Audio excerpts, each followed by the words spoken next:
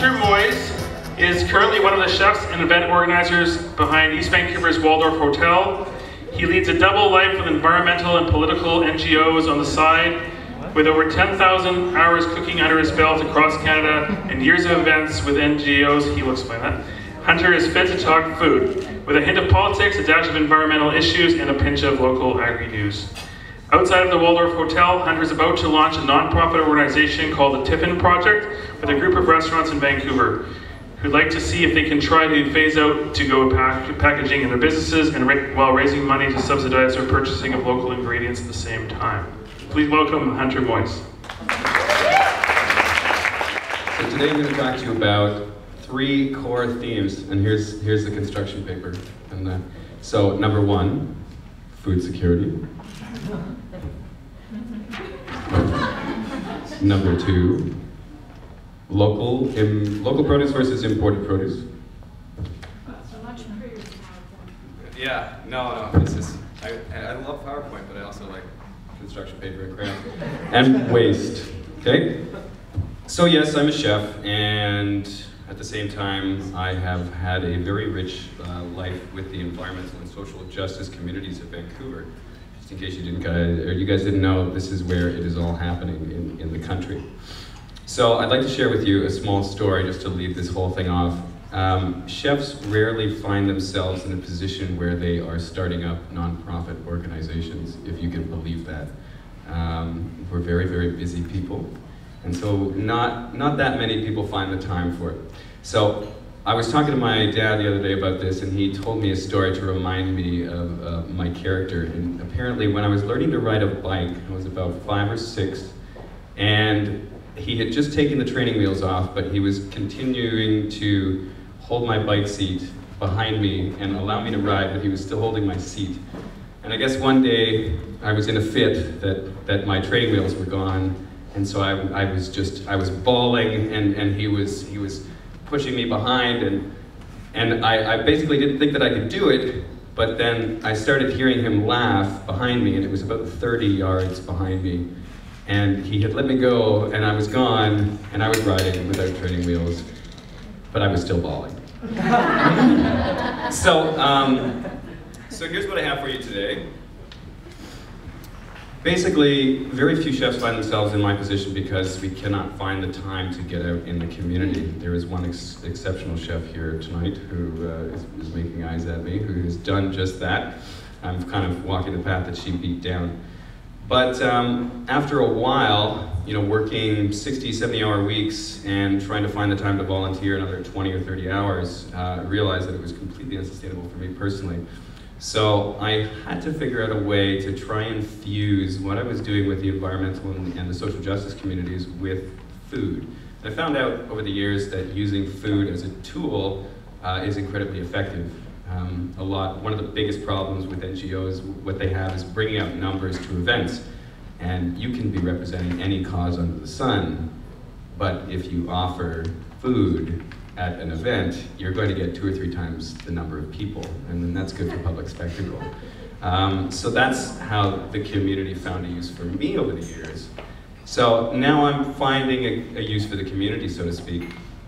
So going back to those subjects that we discussed, food security, local versus imported produce, and waste, I have found a way, I think, to combine all 3 of those and basically leverage change using the restaurant community of Vancouver. So who here is familiar with community supported agriculture? Raise your hands. CSA, if I say CSA. Okay, so community supported agriculture is essentially it's an initiative more or less born out of California to try and buy up local produce and in turn conserve agricultural land by getting buy-ups in advance, right? But it's a very tough system. It relies on a committed group of individuals and then a large number of small consumption clients, right? And then a delivery system and logistics get complicated, and it's very interesting. But I figured, being a part of the food industry, why not take that large number of small consumption clients and kind of bring it into a position where we're looking at a small number of large consumption clients to essentially support the agricultural community the supportive food systems, essentially, of metropolitan areas. And there are very, very interesting examples of that going on in North America right now. Food security, I scoffed a few years back when the UN changed the verbiage in their reports to eliminate the word hunger and throw in food security. Now, food security doesn't sound like hunger, but that said, if I were to stand in front of you today in Vancouver and talk about potential hunger issues in Vancouver, you probably wouldn't, you know, your brains would turn off. Whereas if I'm talking about food security, it's much different. So that said, there is a worry, and considering that the entire logistics system behind your food system depends on the price of gas, thank you, NAFTA, it basically means that as the price of gas rises, it's going to be harder and harder and harder for everybody here to find food on their table, which means that we're inevitably going to fall back onto local farmers to basically survive as metropolitan areas. It's a concerning thing, and Trevor and I, Trevor is the next speaker, are very close to that and very close to the price of goods. And so I look at a newspaper and I see all sorts of issues, but at the same time I look at my price catalogs from all of my suppliers and I can see fluctuations that have much more to do, or that have a greater impact on my life than many of the political issues in the newspapers. So that's a big thing. So that moves us to the Tiffin Project. Is anybody familiar with the Tiffin delivery system in Mumbai, India? Yes? Yes. Incredibly fascinating model, studied all over the world. It actually originated in 1880. I have some notes here. A man named please somebody correct me if you can, Mavaji Bakche? Need some help? That's okay. Yeah, afterwards, please. So basically, the meal delivery system in Mumbai, India, is this massive wasteless catering system whereby hundreds of thousands are essentially fed every week using a container that is filled up on one end of the process, then delivered, and then taken back to the food processing facility. And every day it's the same thing, but it's a wasteless catering system. The overhead is next to nothing, the labor is next to nothing. It's an incredible system. But what we're really talking about is a container for food.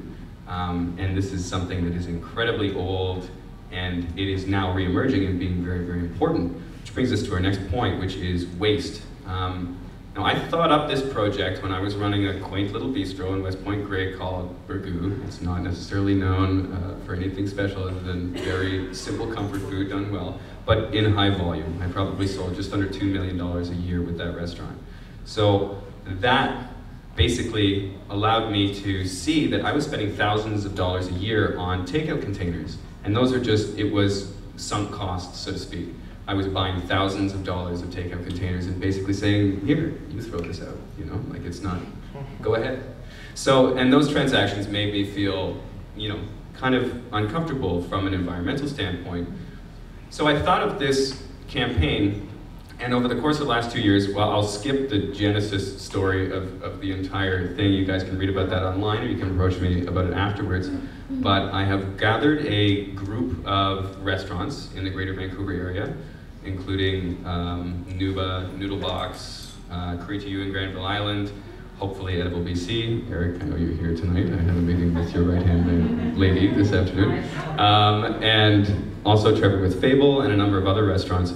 We are going to start a campaign to try and eliminate takeout waste. So I will be essentially selling a container, and I'll put that quite bluntly.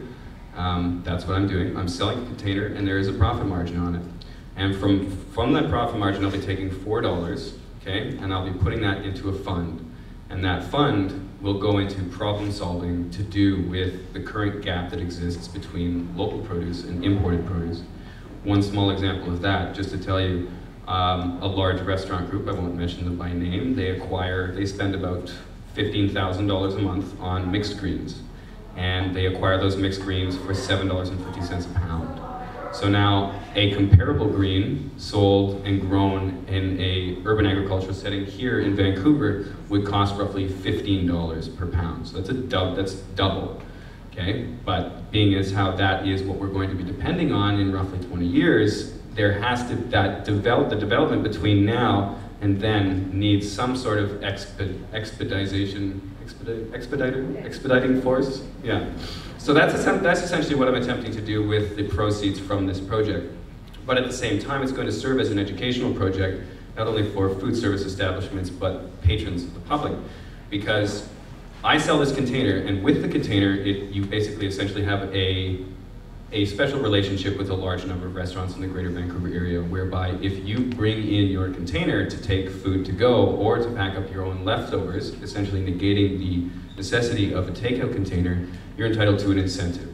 So, for instance, Noodle Box, every time you bring in one of my containers to Noodle Box, they will give you $1 off the top of your menu, or off the top of your bill.